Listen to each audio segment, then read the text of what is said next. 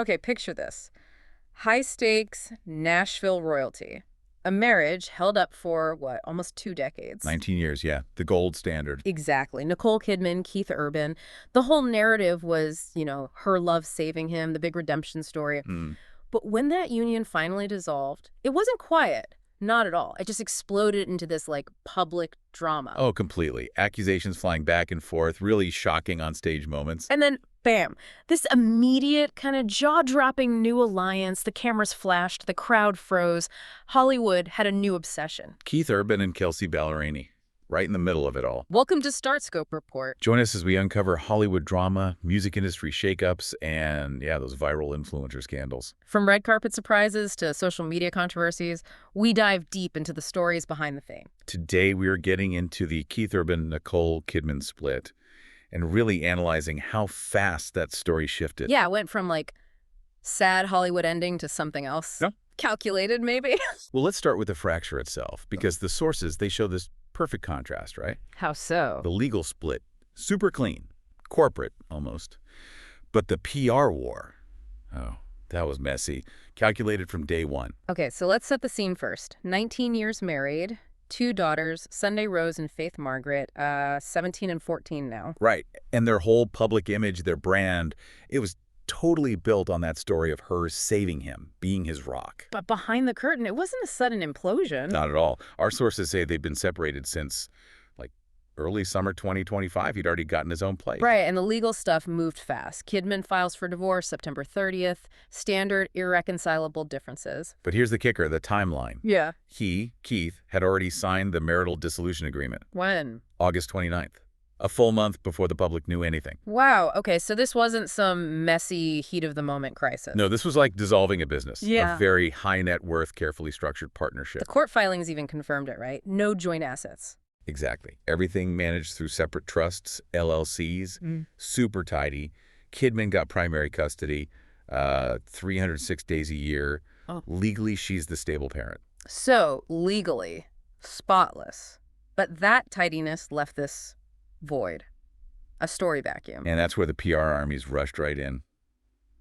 Team Kidman fired the first shot. Oh, yeah. Fast. They painted her as the shocked, devoted wife, fighting to save it all. The main accusation, that Keith wasn't supporting her career comeback, after she supposedly put her career on hold for the kids. Okay. Blindsided, though. A month after signing the dissolution agreement, that feels like pure spin. It does. So how did Team Urban push back against that narrative, the unsupportive husband thing? They flipped it, right, made it about her career choices. Exactly. Focused heavily on this idea of lack of intimacy, and crucially, Keith's supposed discomfort with her role in Baby Girl. The erotic thriller. Yeah. Sources claimed he was embarrassed, basically. Yeah. By the content, the age gap parallels. Said that's why he skipped the premieres. That's pretty clever, actually. Yeah. Shifts the blame from his alleged selfishness onto her work being the problem. It is clever. But then Team Kidman dropped the bomb. The infidelity suggestion. Ah, the specter. Right. Sources whispering to TMZ, very carefully worded, that all the signs point to the fact Keith is with another woman. Oof. Plants the seed, the ultimate betrayal against the redemption brand, but keeps Kidman looking like the shocked victim. Maximum damage, plausible deniability, textbook. Okay, infidelity rumors are one thing, damaging, sure. But the really vicious part, the public humiliation, that wasn't leaks. That was Keith on stage. This is where the narrative gets darker. Yeah. The claim that he was deliberately out to publicly embarrass Nicole. And there's evidence for that, right? It wasn't just the split announcement. His behavior shifted before that. Definitely. You can see the irritation building in interviews. Like July 2025, a radio host asks about Nicole's love scenes. And the call just drops. Abruptly disconnected, yeah. Then in September, Australian radio, he's dodging questions, clearly agitated.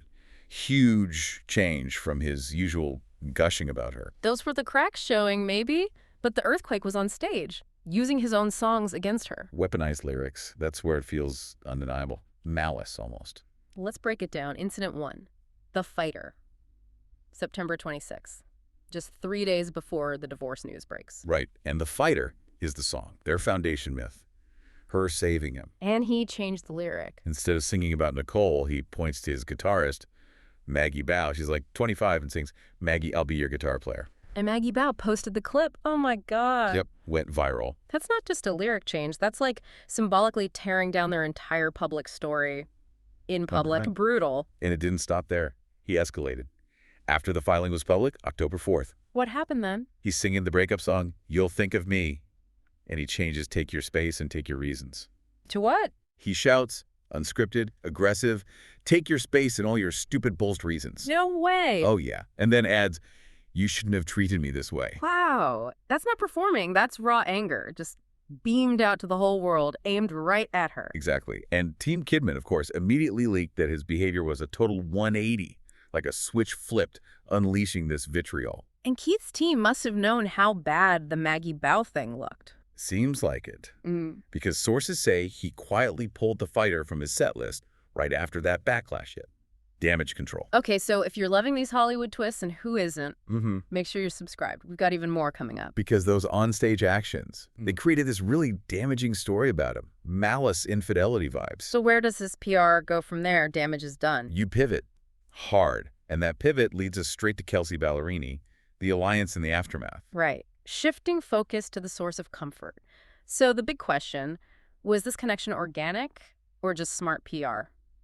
Or both? I think the answer really is both. It's complicated. Okay, first piece. Kelsea was going through her own public split, right? Yeah, parallel heartbreak. She and Chase Stokes broke up September 14th, just weeks before the Urban Kidman bomb dropped. And that was a shock, too, wasn't it? Stokes had just posted some loving tribute, like, 2 days before. Exactly. So Kelsea was already dealing with media speculation, tabloids, sources. She even went on TikTok calling them out. So she was, in a way, uniquely positioned to understand what Keith was going through. That public scrutiny Made her a very empathetic figure for him, yeah. But critically, this wasn't some random new friendship popping up. It had history, professional history. A long-standing bond. Yeah. She opened for his tour back in 2018. Right. And she's talked, like, really emotionally about how much he inspired her as an artist, hearing Stupid Boy when she was 12. Didn't they perform that together recently? They did, January 2025. So there's a genuine connection there, years of it. And that genuine foundation is key, isn't it? Especially after the whole Maggie Baugh incident. Absolutely. A friendship with a peer. Someone like Kelsea. It reads as wholesome, supportive, different vibe entirely than the guitarist thing. Which could easily spin into something else. Exactly. And this is where the PR seems to kick in, like, masterfully. How so? Insiders immediately start framing the friendship post-split. Sources claiming Kelsea sees Keith like an older brother. Ah, the older brother narrative. And that Keith was key in helping her pick up the pieces after her breakup. They even leaked that he supposedly invited her to stay at his place in Australia to escape the media. Okay, wait. That timing is just perfect, isn't it? That narrative pops up exactly when Keith is drowning in accusations of being malicious and maybe unfaithful because of the lyric changes. Precisely. It's an incredibly effective counter-narrative. Stay tuned, by the way, and hit that subscribe button so you don't miss what's coming next, because this connection is deeper than just recent heartbreak. Because that wholesome older brother thing, it instantly softens his image. He goes from vindictive ex to supportive mentor. Giving comfort, receiving comfort. During a tough time they're both going through. It was the perfect PR shield, just perfectly deployed. Okay, let's wrap this up. What's the final takeaway here for you listening? Well, the sources really confirmed two things, right? One, Keith's public actions, especially those lyric changes, they absolutely caused public humiliation for Nicole. That element of maybe malice, it felt real and intentional. Yeah, that seems undeniable. And the second thing, the comfort with Kelsea Ballerini. It seems rooted in a genuine, long-standing friendship, a real bond. And this is the crucial part. That authentic connection was, let's say, strategically amplified, leveraged. Exactly. It was used as a powerful tool to fight back against that really damaging narrative, the malice, the infidelity whispers that Keith's own actions had basically created. It's this weird mix of genuine emotion and, like, brilliant PR maneuvering. Yeah, the timing. Using that authentic friendship. It wasn't an accident that the story shifted to angry husband finds solace with talented friend.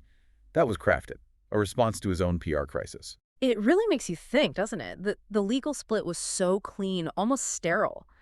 But the emotional split, the public one, that was messy, seemingly by design, at least from his side initially. And now the power struggle is about Who controls the narrative moving forward? Mm-hmm. Who seems more sympathetic? We see celebrity splits all the time, but this level of like weaponized performance and strategic counter PR feels next level. Makes you wonder how often real friendships get pulled into the celebrity damage control machine, you know? When does support become a shield? You've been listening to Starscope Report, where we uncover the stories shaping Hollywood, music, and pop culture. Thanks for tuning in, and don't forget to subscribe for more stories that keep the stars shining.